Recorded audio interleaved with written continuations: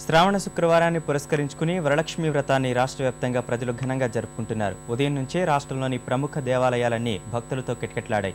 హైదరాబాద్ జూబ్లీహిల్స్లోని పెద్దమ్మ తల్లి దేవాలయంలో భక్తులు ప్రత్యేక పూజలు నిర్వహించారు.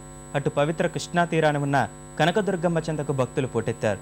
విశాఖలోని కనక మహాలక్ష్మి అమ్మవారి దేవస్థానంలో సామూహిక కుంకుమార్చన, పాలాభిషేకం నిర్వహించారు. రాజమండ్రిలో గోదావరి పుష్కరాల రేవు, గౌతమి ఘాట్లలో భక్తులు పుణ్యస్నానాలు ఆచరించారు. వరలక్ష్మి వ్రతం రోజున అమ్మవారిని పూజిస్తే సిరులు కురుస్తాయని భక్తుల నమ్మకం.